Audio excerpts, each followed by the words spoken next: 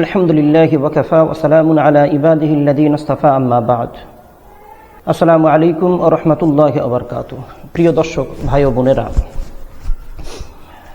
আমরা আজকে আলোচনা করব আমরা কঠিন বিপদে মুসিবতে চরম বিপর্যস্তর মাঝখানে যখন আমরা পড়ি, একটা সময় দেখা যায় যে আমাদের দেয়ালের পিছনে পিঠ ঠেকে গেছে, দেয়ালে পিঠ ঠেকে গেছে।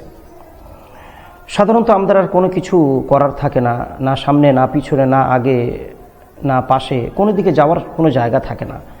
তখন আমরা বড় ভাগ্যহত মেহসুস করি, অনুভব করি। তখন আমরা বড় পেরেশানির মধ্যে পড়ে থাকি। আমাদের এই বিভিন্ন পেরেশানির মাঝখানে যখন আমাদের পিছনে দেয়াল ঠেকে যায়, আমাদের আর কোনো কিছু করার থাকে না, সেই মর্মে আমাদের করণীয় কী? প্রিয় নবী মুহাম্মদুর রাসূলুল্লাহ সাল্লাল্লাহু আলাইহি ওয়াসাল্লাম ওই মর্মে, ওই কঠিন বিপর্যস্তর মাঝখানে, কঠিন বিপদের মাঝখানে চরম বিপর্যস্ত যখন আমরা হই, সেই সময় তিনি তার থেকে সলভ করা, তার থেকে সমাধান হওয়া কিংবা তার থেকে বাইরে আসার তিনি একটা রাস্তা আমাদের বলেছেন, একটি রাস্তা বাতলেছেন। আমরা সেই মর্মে আজকের আমরা কিছুটা আলোচনা করব ইনশাআল্লাহ। আল্লাহ তাআলা আমাদের তৌফিক দান করুন। যাই হোক ভাই, রাসূল আকরাম সাল্লাল্লাহু আলাইহি ওয়াসাল্লাম যে রাস্তাটি বলেছেন, সে রাস্তাটি হচ্ছে ইসমে আজম। ইসমে আজম কথার অর্থ হচ্ছে মহান আল্লাহর নাম, মহান আল্লাহ তাআলার কথা। ইসমে আজম অর্থাৎ মহান আল্লাহ তাআলার নাম।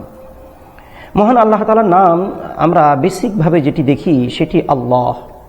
এই আল্লাহ কথাটি দিল থেকে, অন্তরস্থল থেকে, মনের কণ্ঠকুহার থেকে যদি কেউ আমরা ব্যর্থ করি, যদি কেউ আমরা উচ্চারণ করি দিল থেকে, এই দিল থেকে উচ্চারণ করার পরে মন দিয়ে যদি আল্লাহ তাআলার কাছে একাগ্রতার সাথে, বিনয়ী এবং ভদ্রতার সাথে যদি আল্লাহ তাআলার কাছে যদি আমরা চাই, আমাদের অবজেকশন, আমাদের পেরেশানি, আমাদের অনটন, আমাদের কেষ্ট, আমাদের ক্লেশ, আমরা এগুলো যদি মহান আল্লাহ তাআলার কাছে যদি বলি, অবশ্যই সেটি আল্লাহ তাআলা কবুল করবেন। রইল কথা, এই হাদিসটা আমরা তিরমিজি শরীফের হাদিস থেকে পাই, বিভিন্ন আরও অনেক হাদিস গ্রন্থ থেকে আমরা এই হাদিসটা পেয়েছি।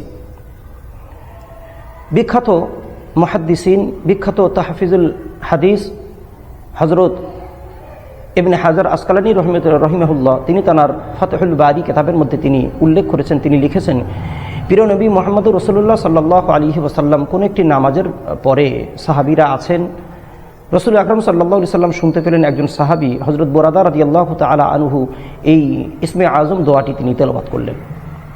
অর্থাৎ এই দোয়াটি তিনি যখন তেলাওয়াত করলেন, রাসূলুল্লাহ সাল্লাল্লাহু আলাইহি ওয়াসাল্লাম বললেন, অবশ্যই তিনি ইসমে আজম তিনি তেলাওয়াত করেছেন, ইসমে আজম তিনি পড়েছেন। সেই ইসমে আজম দোয়াটি হচ্ছে এই যে, আল্লাহুম্মা ইন্নী আসআলুকা বিআন্নী আশহাদু আন্নাকা আনতাল্লাহ লা ইলাহা ইল্লা আনত আল আহাদুস সামাদ আল্লাযী লাম ইয়ালিদ ওয়া লাম ইউলাদ ওয়া লাম ইয়াকুল লাহু কুফুয়ান আহাদ। আরেকবার আমরা বলবো, আল্লাহুম্মা ইন্নী আসআলুকা বিআন্নী আশহাদু আন্নাকা আনতাল্লাহ লা ইলাহা ইল্লা আনতা আল আহাদুস সামাদ আল্লাযী লাম ইয়ালিদ ওয়া লাম ইউলাদ ওয়া লাম ইয়াকুল লাহু কুফুয়ান আহাদ।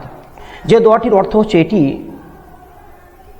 আয় আল্লাহ, আমি আপনার কাছে আশ্রয় চাচ্ছি, পানাহা চাচ্ছি, পরিত্রাণ চাচ্ছি, এই মর্মে যে আমি সাক্ষ্য দিই আপনি আল্লাহ। বিআন্নী আশহাদু আন্নাকা আনতাল্লাহ, আমি সাক্ষ্য দিই, আমি সত্যায়ন করি যে আপনি আমাদের আল্লাহ, আপনি আমাদের রব, আপনি আমাদের পালনকর্তা, আমাদের সৃষ্টিকর্তা, আমাদের রিজিক দাতা, আমাদের সম্পদ দাতা, আমাদের মৃত্যু দেওয়ার মালিক, আমাদের জীবিত রাখার মালিক, আমাদের হায়াত দেওয়ার মালিক, আমাদের মওত দেওয়ার মালিক, আমাদের সমস্ত জিনিসের মালিক আপনি। লা ইলাহা ইল্লা আনতা, আপনি ছাড়া কোনো ইলাহা নাই, কোনো প্রভু নাই, ইবাদতের যোগ্য কেউ নাই, উপাসনার যোগ্য কেউ নাই, আপনি আল্লাহ, আপনি ইবাদতের যোগ্য। আল আহাদুস সামাদ, আপনি কারোর মুখাপেক্ষী নন, আপনি কারোর মুহতাজ নন, আমরা সবাই আপনার মুহতাজ। সুবহানাল্লাহ বলেন। আমরা সবাই আপনার গোলাম, আমরা সবাই আপনার মুখাপেক্ষী। কারণ দেখেননি, যখন অনাবৃষ্টি যখন হয় তখন আল্লাহর দিকে তাকিয়ে থাকি, যখন দুর্ভিক্ষ যখন হয়, খরা যখন হয়, বৃষ্টি যখন আসে না, তখনও আল্লাহর দিকে আমরা তাকিয়ে থাকি। অর্থাৎ আপনার মুখাপেক্ষী আমরা প্রত্যেকটা জায়গা, প্রত্যেকটা পদক্ষেপে, জীবনের কঠিন, জীবনের চরম বিপর্যস্তর মাঝখানেও আপনার মুখাপেক্ষী আমাদেরকে হতে লাগে। অর্থাৎ আপনি কারণ মুখাপেক্ষী নন। আল্লাযী লাম ইয়ালিদ, আপনি কাউকে জন্ম দেননি, ওয়ালাম ইউলাদ, আপনারও কেউ জন্ম দেয়নি, ওয়ালাম ইয়াকুল লাহু কুফুয়ান আহাদ, আর আপনার সমকক্ষ, আপনার স্থানে যাওয়ার মতো এ দুনিয়াতে কারোর কোনো অথরিটি বা অধিকার নাই, অর্থাৎ আপনার সমকক্ষ কেউ নাই। সুবহানাল্লাহ। প্রিয় ভাইরা, প্রিয় বোনেরা, যদি আমরা আমাদের এই কঠিন বিপদের মাঝখানে যদি এই দোয়াটা, এই ইসমে আজম দোয়াটি যদি আমরা পড়তে পারি, তাহলে অবশ্যই আল্লাহ তাআলা আমাদের দোয়াকে কবুল করবেন। আর আনফরচুনেটলি দুর্ভাগ্যবশত যদি আমাদের দোয়া কবুল না হয়, আমরা যদি বুঝতে পারি দোয়া কবুল হচ্ছে না, তাহলে আমাদেরকে বুঝতে লাগবে যে আল্লাহ তাআলা অবশ্যই তো দোয়া কবুল করেছেন, কিন্তু এর থেকে অনেক ভালো, এর থেকে আরও ভালো আল্লাহ তাআলা আমাদের জন্য চান। তিনি আমাদের জন্য সেটি তুলে রেখে দিয়েছেন কিয়ামতের দিনের জন্য, আখিরাতের দিনের জন্য। অর্থাৎ তিনি যেটি কল্যাণ মনে করেন সেই জিনিসটা তিনি দুনিয়াতে দিয়ে থাকেন, আবার আখিরাতের জন্য আল্লাহ তাআলা তুলে রাখেন। যাই হোক, আমরা এই ইসমে আজমের মাধ্যমে কঠিন পেরেশানি থেকে আমরা পরিত্রাণ পেতে পারি। আরেকটি দোয়া আছে যেটি দোয়া ইউনুস যেটি বলা হয়, অর্থাৎ লা ইলাহা ইল্লা আনতা সুবহানাকা ইন্নী কুনতু মিনাজ জালিমিন।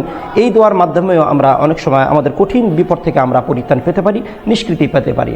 যাই হোক ভাই ও বোনেরা, আপনারা আপনাদের কঠিন পেরেশানির মধ্যে যখন পড়বেন, আপনারা অবশ্যই দিল থেকে খালেস নিয়তে যদি আল্লাহ তাআলার কাছে ইসমে আজম পড়ে আপনারা যদি দোয়া করতে পারেন, অবশ্যই আল্লাহ তাআলা কবুল করবেন। তবে বেসিকভাবে আমাদেরকে মনে রাখতে লাগবে এই দোয়ার শারায়েত, অর্থাৎ দোয়ার শর্ত যেটি, সেটি হচ্ছে যে আপনাকে হালাল খাদ্য খেতে লাগবে, আর হালাল পয়সা উপার্জন করতে লাগবে, আর হালালের উপরে প্রতিষ্ঠিত হতে হবে, অর্থাৎ দুনিয়াতে থাকবো, অপরাধ থেকে আমাকে নিজেকে বাঁচাতে লাগবে। যাই হোক ভাই, আমরা ছোট্ট আলোচনা এই দোয়ার মাধ্যমে যাহা কিছু করেছি, আল্লাহ তাআলা আমাদেরকে কবুল করুন। আল্লাহুম্মা আমিন।